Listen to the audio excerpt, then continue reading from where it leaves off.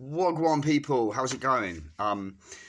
So I've earlier on I did a story about a deal. A guy that I used to know that sadly got passed away years ago, and I'm going to tell you a story about another Muslim brother of mine. Now, the reason I did the one about a deal was because it was to say about people that you know, like just saying their name can get you out of trouble. And that's what happened with a deal. But this is another one of my Muslim brothers. His name's Johnny. That's what he goes by, his street name.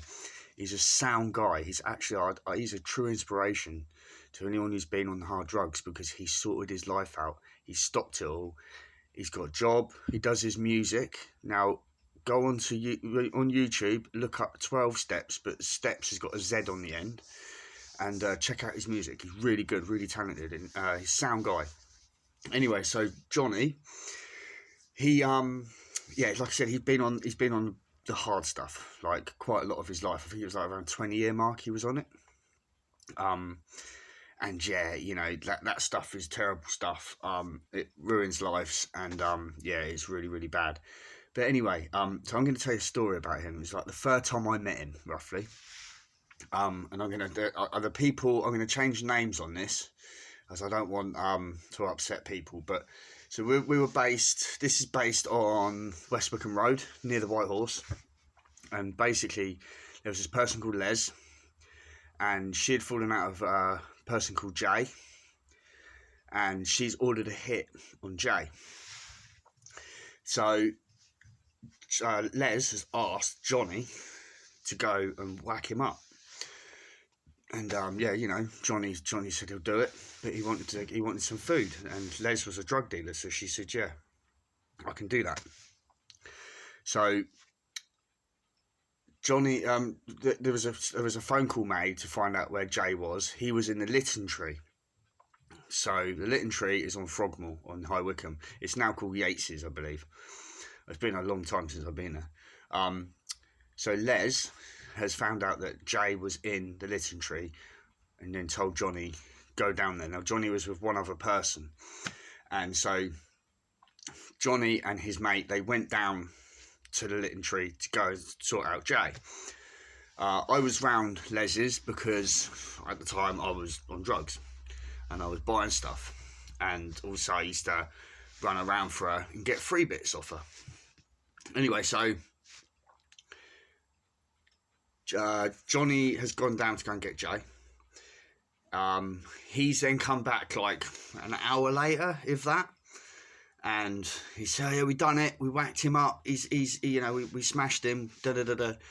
And Leslie's gone, "Here you go. Here's your food." So Johnny sat down with his mate, having a smoke, and it's about 20 minutes later. Like she gave him a nice chunk. She gave him like a cue, like a nice big chunk. And so he sat there, he's having a good smoke, and then all of a sudden Les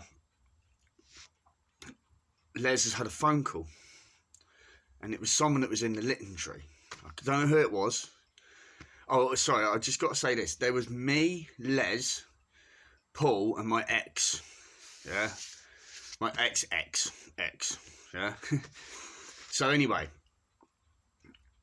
and Johnny and his mate as well. So they're all having a smoke. Then there's a phone call. Les has answered the phone. She said to this guy, "Oh, I take it there must be an ambulance down there and the police right now, because Jay's being smashed up, isn't he?" This guy was like, "No. Like, Jay's next to me having a pint. No one's touched him." And then she has absolutely started screaming at Johnny. Johnny has then turned around, and basically his exact words were, Jay is my mate, you fucking cunt. I ain't gonna smash him up for you."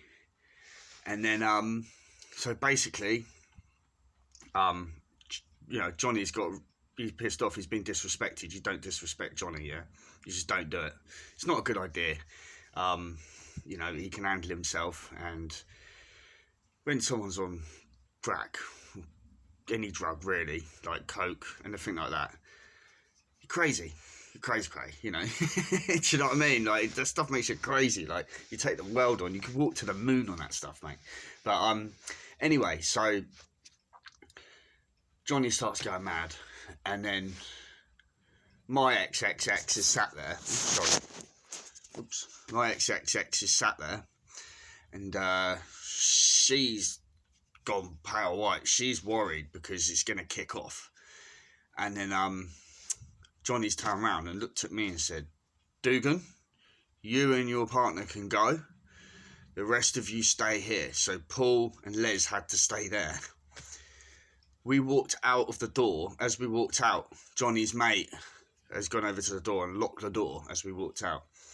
As we walked to the car, we can hear the gaff being smashed up. We can hear Paul shouting, "Please don't hurt me, please stop hitting me," and all this, and whack, like going all out, you know, proper smashing it, like the gaff up, like teaching them a lesson, basically. And we got into my XXX car, and she's burst into tears. And basically, she just looked at me and she said, "I'm so glad you knew that guy," because she was so worried because, like, you know, that it got really nasty in there. You could see it. Like, Johnny was vexed. Like I said, you don't upset Johnny. So anyway, so the moral of the story on this is that when you get involved in all that drug stuff, it doesn't matter where you are, yeah, you can always get involved in real sticky situations. And it's always good to know people when you're on that stuff, and you need to know a lot of people, because you never know when you're going to need people like Johnny. Like, if I wouldn't have known Johnny, I probably would have got smashed up myself that day, because he was pissed off. You know, we were all in that house together, and he flipped, yeah. But luckily, because he knew me through my guy, Jeff, one of my best mates, that's where I met Johnny years before, he was cool. So he said I could go. He wasn't injured. He knew I was an all right guy. And me and Johnny have always got on. We still talk to this day. I got permission to do this story because I didn't want to, like, I don't like getting, I like to ask people if it's okay to, you know, talk about, like, anything I've seen with them involved. I always make sure.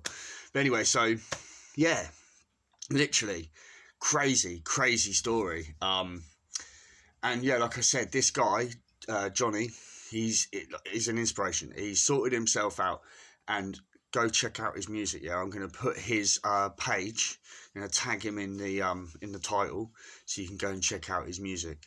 But he talks about his drug use, like when he was younger, and how he sorted himself out. So like I said, he's a true inspiration. He's really sorted himself out, and it's always good, especially, like, you know, when you've known someone for a while in your life, and you've seen them at their worst, and now you see them at their best, and it's just like, it's very good. And respect to you, Johnny, and hopefully we can get you on my channel. I can actually interview you and get some proper stories, find out a bit more. But anyway, everyone, peace.